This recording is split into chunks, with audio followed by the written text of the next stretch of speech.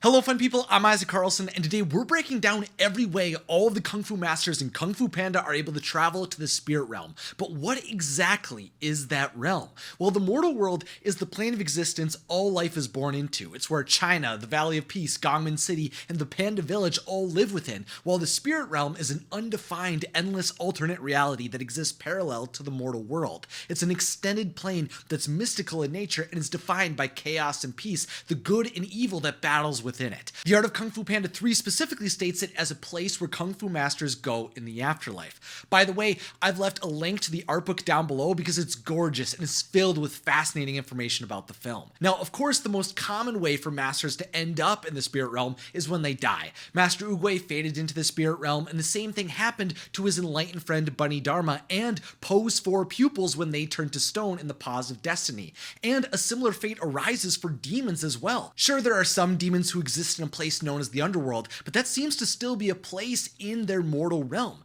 You see, when a dark soul-consuming entity known as the White Bone Demon had her body destroyed, she was banished to a place that was called the Land of the Dead, which I assume is actually the spirit realm. But it's important to note, though, that just because your body is destroyed in the Kung Fu Panda universe, that doesn't mean your soul will go directly to the spirit realm. When the original Dragon Master Jin Dao became evil and the warriors known as the Four Constellations banded together to stop him from destroying the world by sacrificing their own lives, they were able to separate his soul from his body. Jin Dao's body eventually died and rotted away, but his spirit was able to become untethered from that body, allowing him to wander the world until he was able to possess a new being. But why was the spirit realm filled with powerful demons and Kung Fu masters specifically? Were there any normal people from China who arrived in that afterlife? Well, the connection between all of these deaths that result in them entering the spirit realm seems to be the fact that they all were deeply connected to Qi. You see, prior to the Wellspring, the source of all Qi in the universe, being shared across the world in the Paws of Destiny,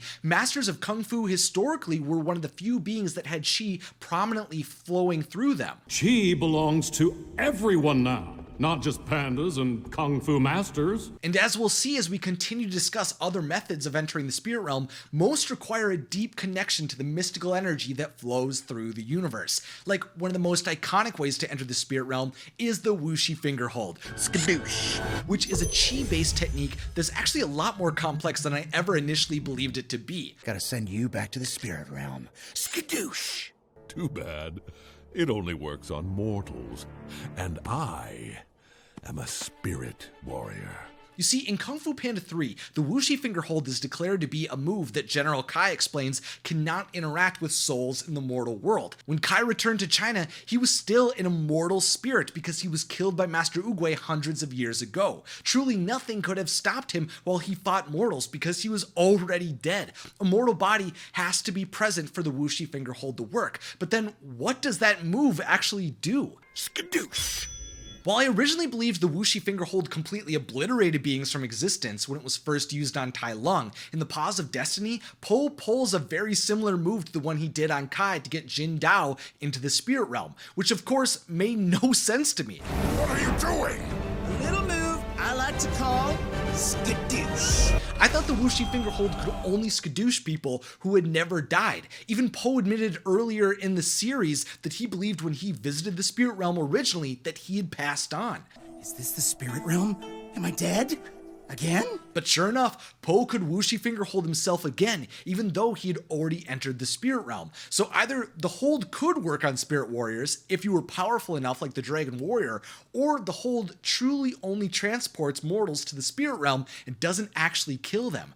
I mean, the fact that the Qi orb that forms around a warrior when they're skadooshed also looks extremely similar to the Qi orb that forms around Kai and Po when they both left the spirit realm leads me to believe that the Wuxi finger hold is just a way to move a mortal into the spirit realm. They use Qi to cross between the barrier between realms. That means that Po never actually died in Kung Fu Panda 3, which would also explain why there's still stakes in his existence years after his victory over Kai. The Dragon Warrior is not an immortal being yet, and that would also mean that Tai Lung may not actually be truly dead either. Previously, I made a whole video that's linked below that discusses what Tai Lung may have done once he entered the spirit realm, like the fact that he could have gone to confront Oogway again to seek inner peace. And that idea, paired with the reality that he might still be alive, furthers my belief that there could be such a fascinating story for him if he returned. If there was ever going to be a Kung Fu Panda villain that should return to the mortal world who could be redeemed, it's definitely Tai Lung.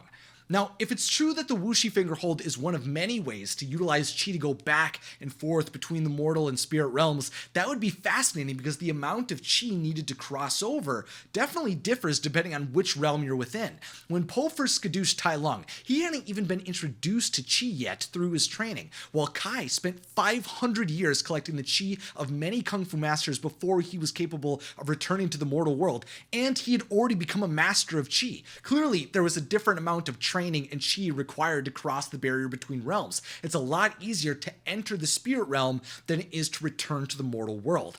Like in the Paws of Destiny, we're shown that Jin Dao, with full control over the source of all Qi in the universe, could also tear a hole in the fabric of reality so he could leave the spirit realm. But it took him some time to get through after repeated powered attacks, and the gate he created did not stay open for long. Even someone close to possessing all of the Qi in the universe had some difficulty breaking out of the spirit realm, but the most powerful warriors could connect to the mortal world from the spirit realm. You see, that same series showed us that Master Oogway was capable of pulling Po's consciousness into the spirit realm when he was asleep. You are not dead, Po. I'm not? I brought you here because I needed to speak to you. And later, the White Bone Demon was able to speak to her follower Shi Long from the spirit realm. The Empress is starting to interfere with our plans.